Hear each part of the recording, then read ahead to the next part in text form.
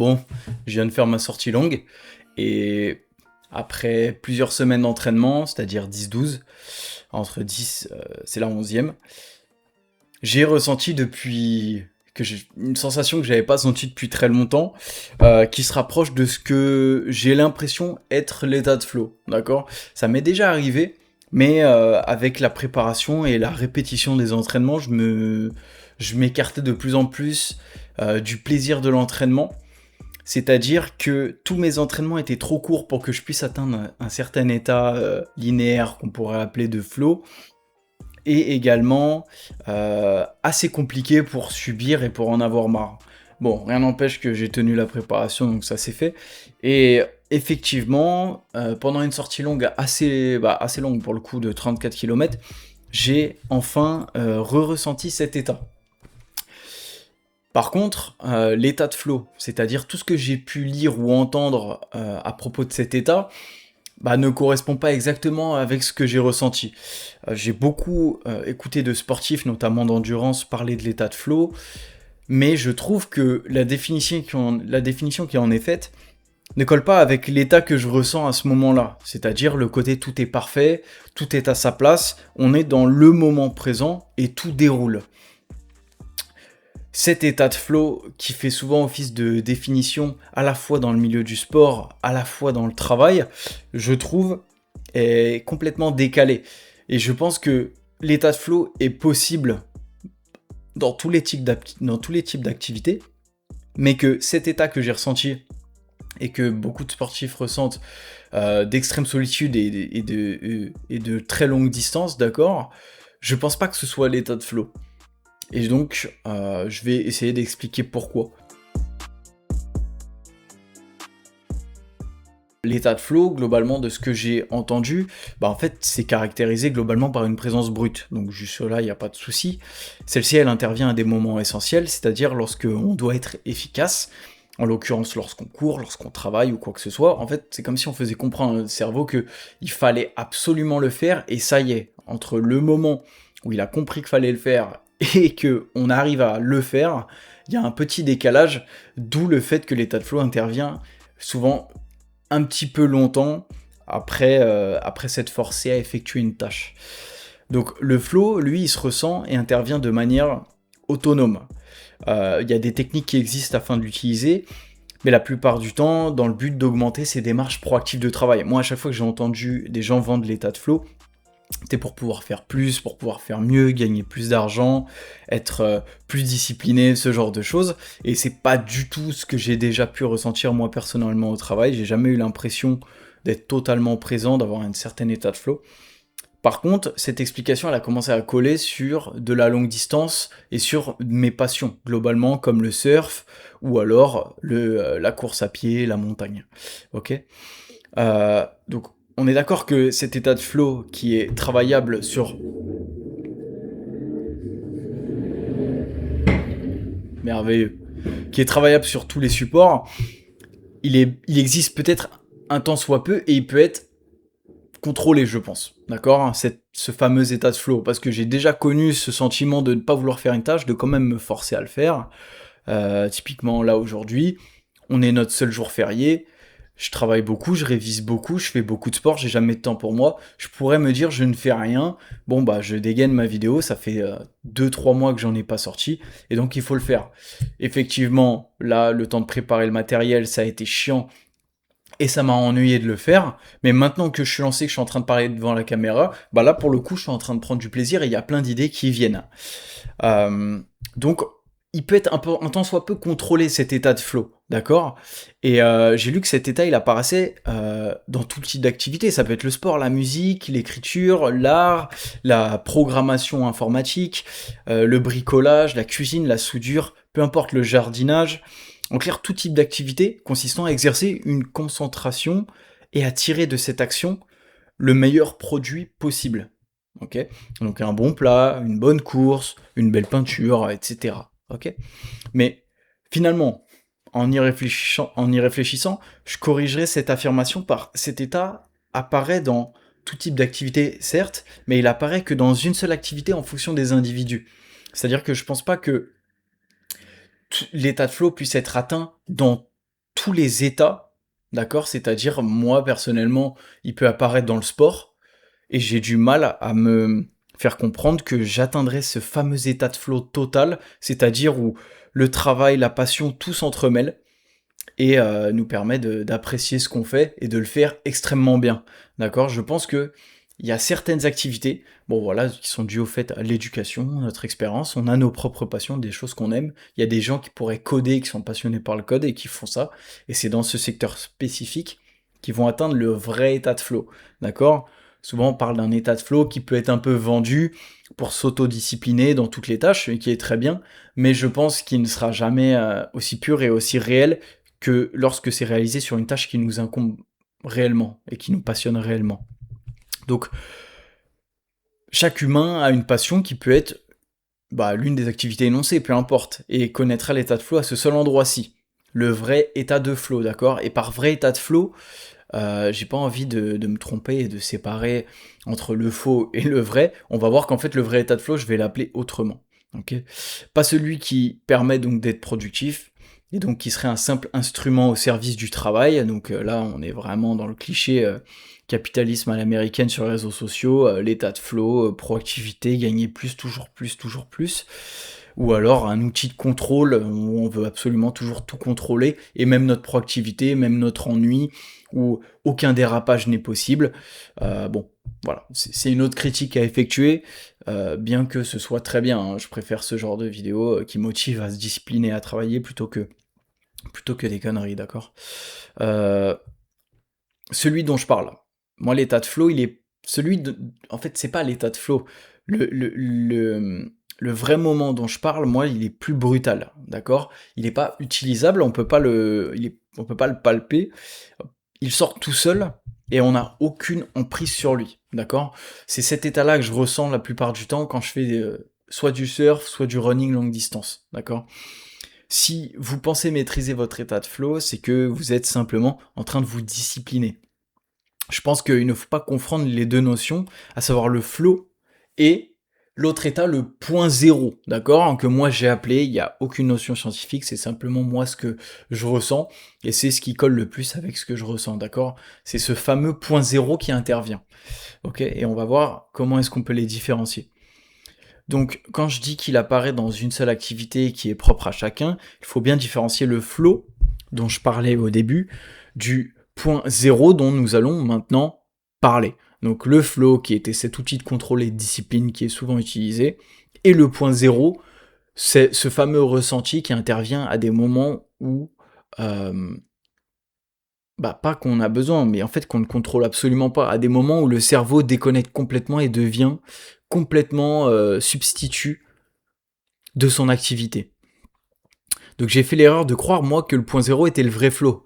Mais non, ces deux états n'ont rien à voir. Il faut bien différencier l'état de flow du point zéro. Le flow offre une discipline excellente pour réaliser des tâches nécessaires. Le point zéro, il intervient à un stade où le cerveau a fini de chercher des alternatives, motivé par l'envie de fuir une situation. Vous voyez, c'est comme si on retourne à un état, un instinct primitif. Donc tout ce qui va servir d'appui dans ce support, je le préviens, est tiré de mon expérience personnelle, expérience biaisée par mon vécu et mon prisme de vie. Donc merci de prendre tout ce qui va être dit comme tangible et non prouvé par des études scientifiques. Ça fait 3 fois qu'il passe, je pense. Donc moi, mon expérience du point zéro, donc que j'ai pu confondre avec l'état de flow au début, est apparue pour la première fois de manière significative lors d'un semi-marathon sur lequel je m'étais pas entraîné, pas préparé. Donc un semi qui n'est pas une distance complètement dingue, mais qui, lorsque on n'a jamais couru, ou alors maximum 10 km, sans préparation, ça peut être assez compliqué, notamment quand il y a pas mal de dénivelé et que le terrain est assez compliqué. Je me souviens, c'était en Bretagne et il y avait pas mal de vent. Et puis c'est réapparu pendant différentes sorties longues. Et ça s'est enchaîné avec des courses à chaque fois de plus en plus dures, d'accord? Parce que après avoir fait son premier semi, quand on vient sur un 10 km, c'est facile. Quand on a fait un marathon, quand on vient sur un semi, c'est assez simple, en fonction de la vitesse qu'on effectue. Donc c'est arrivé pour mon premier marathon, pour mon premier trail, pour mon premier Alpha Ironman, et c'est arrivé pendant des treks aussi dans les montagnes.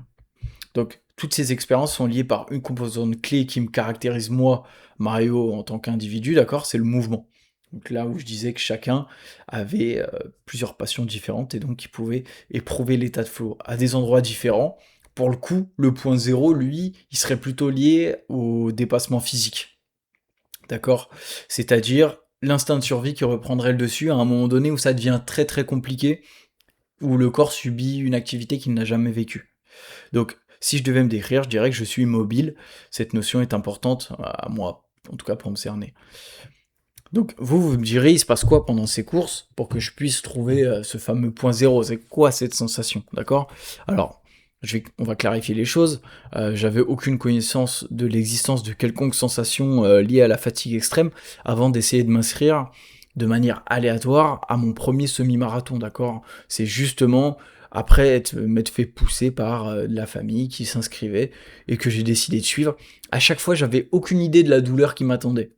Et c'est justement dans cette espèce d'innocence-là que je me faisais assez souvent surprendre, et quand on n'a aucune idée de ce que c'est de courir une certaine distance à une certaine vitesse. Ok.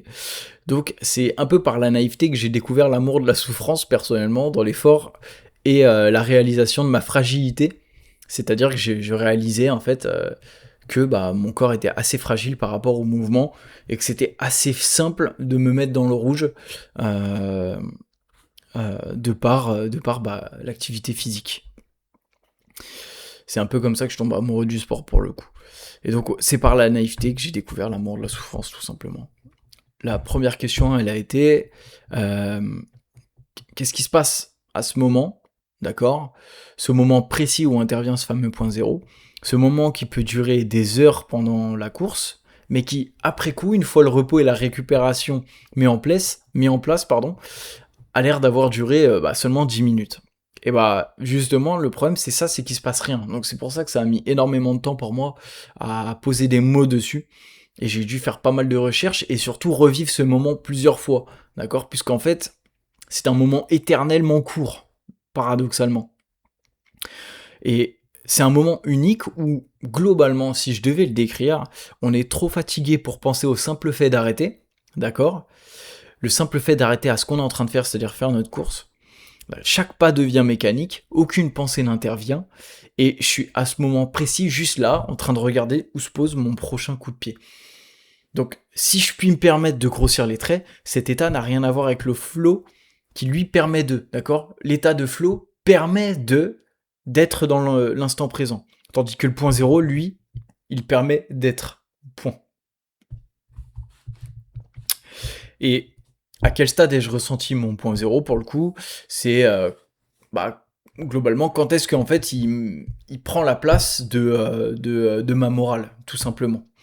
Et sur des courses longues, au moment où on est trop loin du départ pour abandonner et trop loin de l'arrivée pour évacuer la tension et l'épuisement. Donc ça arrive que sur des courses qui paraissent extrêmement longues et inhabituelles. D'accord? Cet endroit où globalement tout a été accompli, mais tout reste à accomplir.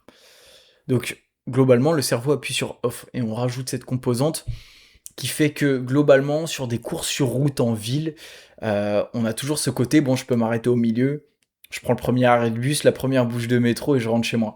C'est vrai qu'en trail et dans les montagnes, il y a un côté, je peux pas m'arrêter au milieu parce que je suis au milieu des montagnes, j'ai envie de rentrer. C'est justement parce que je suis épuisé que j'ai envie de rentrer, donc en fait, il va falloir se bouger le cul. Et il y a quelque chose que j'aime dans le trail qu'il n'y a pas dans le running, c'est le côté survie et beaucoup plus instinctif. Plus de danger, tout simplement. C'est-à-dire que, épuisement ou pas, quand la course commence à être assez longue, c'est-à-dire 40-50 km, en fait, on va pas s'arrêter au milieu. On va pas dormir ici, donc il va falloir rentrer, peu importe comment on se sent. Bon, il y a toujours une organisation et des secours qui sont prêts à arriver, on est d'accord. Donc on n'est pas encore totalement dans cette course instinctive. Mais il y en a qui sont comme ça. Donc ce point zéro, c'est pas un moment précis sur une ligne de temps, c'est plutôt un basculement globalement. Ok, il apparaît quand les repères sécurisants, ils cessent de fonctionner. Ok, c'est-à-dire qu'on a commencé notre course, on est en train de réfléchir à abandonner, ça devient dur, et quand on est encore en train de réfléchir à abandonner, quand on est encore conscient de notre douleur, ça va encore. Et c'est justement quand tous ces repères sécurisants, c'est-à-dire de protection, arrêtent de fonctionner, que là, on peut rentrer dans un dans un état qui va commencer et qui va se rapprocher du fameux point zéro. Donc, le corps, à partir de ce moment-là, il suffit plus à porter l'effort. Le mental, lui, il ne peut plus simplement motiver, et pourtant il y a quelque chose qui continue. Le mental a lâché, le corps sent qu'il est à bout, et ça continue. Dans cet entre-deux, il n'y a pas de départ, il n'y a pas d'arrivée, le contrôle devient juste une illusion, jusqu'à disparaître complètement du système de pensée. C'est que même si on contrôle plus rien, en fait on continue, comme si on se substituait à autre chose.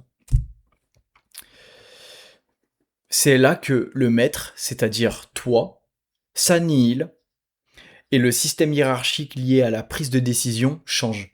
C'est plus ton mental, toi d'humain citadin, même si t'es en campagne, d'humain citadin confortable, qui décide, c'est plutôt l'instinct primitif complètement présent qui prend le dessus. Donc on dit que tu t'annihiles, mais au détriment de qui? Au détriment de quoi? Et avant l'apparition du point zéro, c'était toi qui courais. Ok? Une fois annihilé, ce n'est plus vraiment toi au sens habituel. C'est une forme plus brute, plus essentielle, qui prend le relais. Certains diraient l'instinct, donc c'est mon cas.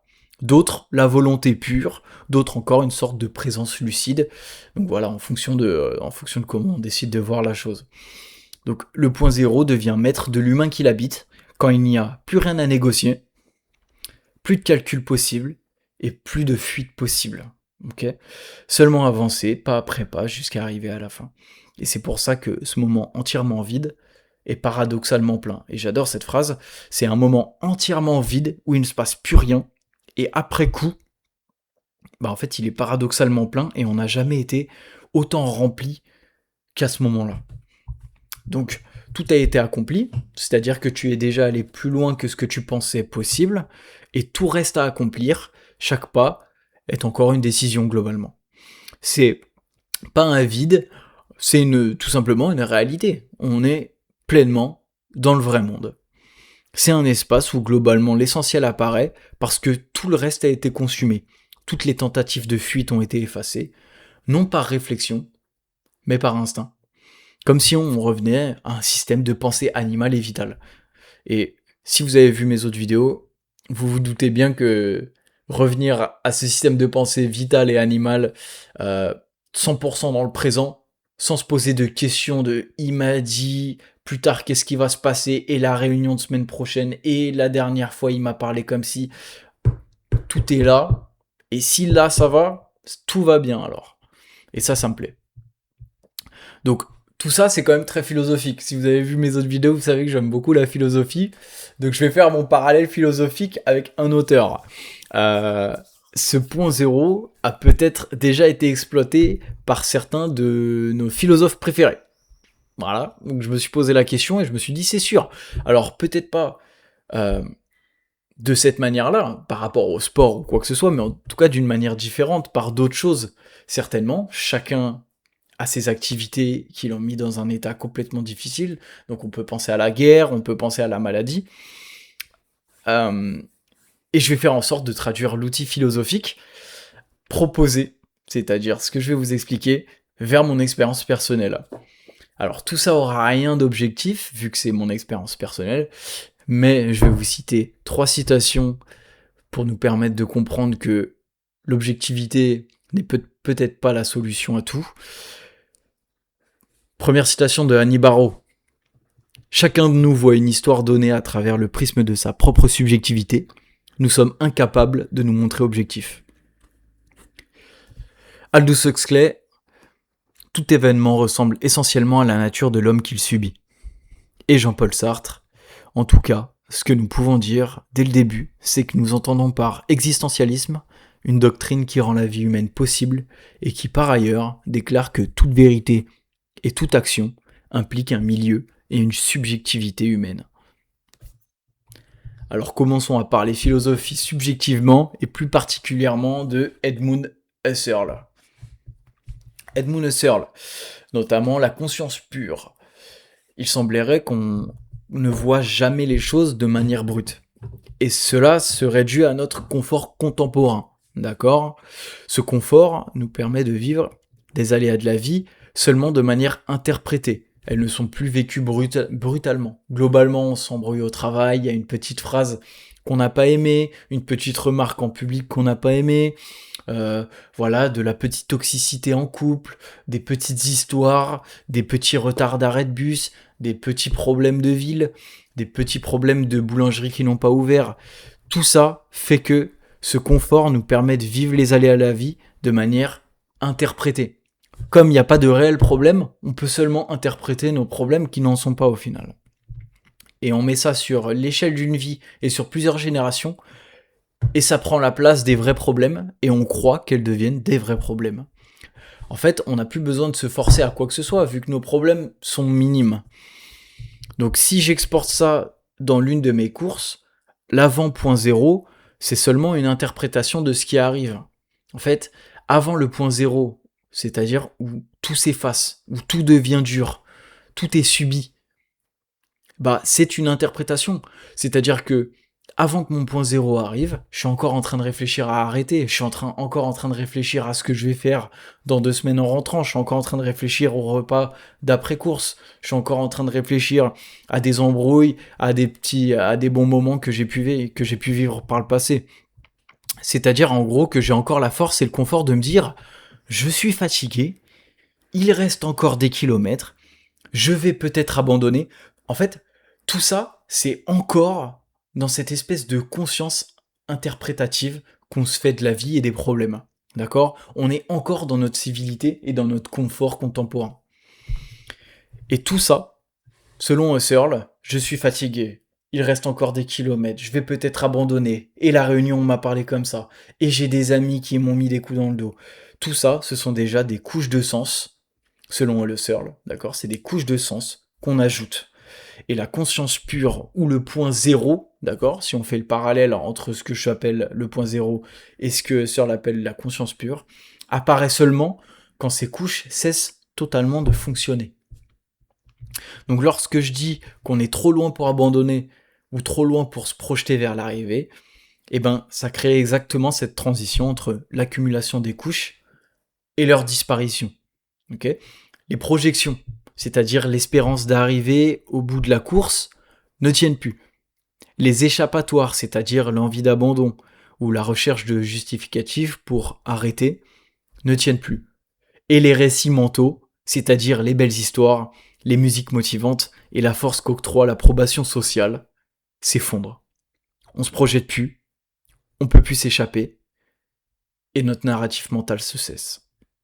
En conséquence, tu ne peux plus raconter ta situation. Il ne reste plus que la nudité du mouvement. La respiration, la douleur, le rythme cardiaque, la présence. Donc, malgré l'absence de cette narrative, la conscience est toujours conscience de quelque chose, ok ? On n'est pas vide à 100% quand on dit le point zéro, que toutes les couches cessent, qu'on arrête les justificatifs. En fait, non. C'est juste que tout le subterfuge, tout ce qui est inutile et tout ce qui sert à rien, arrête. On continue d'être là.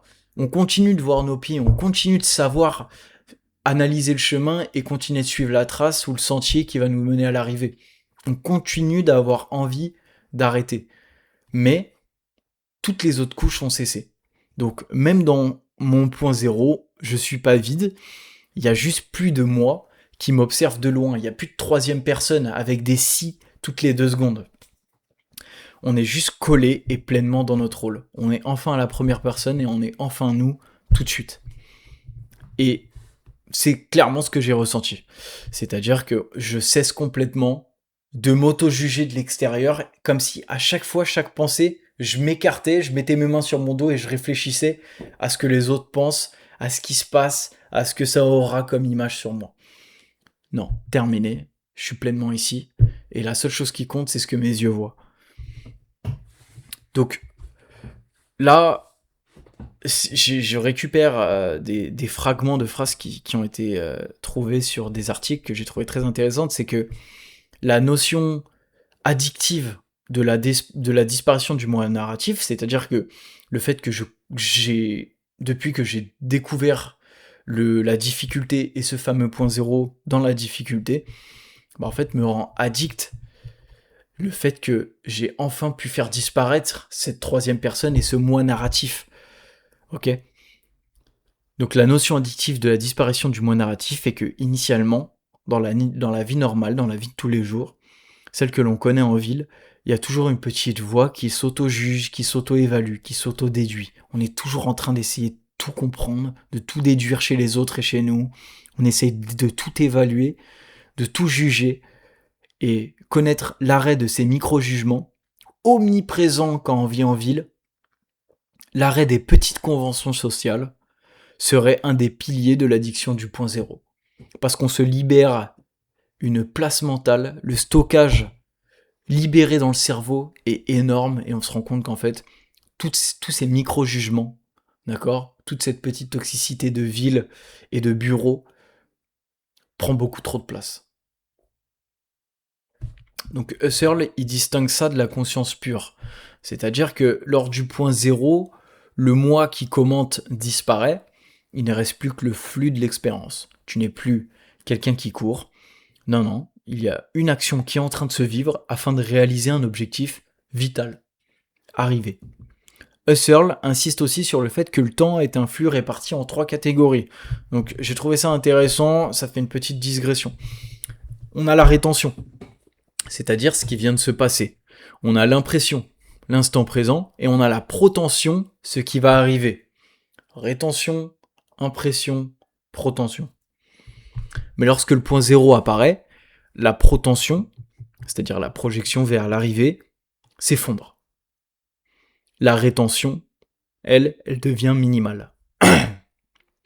Tout se concentre sur l'instant, qui est le seul flux temporel auquel on peut se raccrocher, dans un présent désépaissi par ces couches de sens, ces couches de toxicité qui ont été enlevées.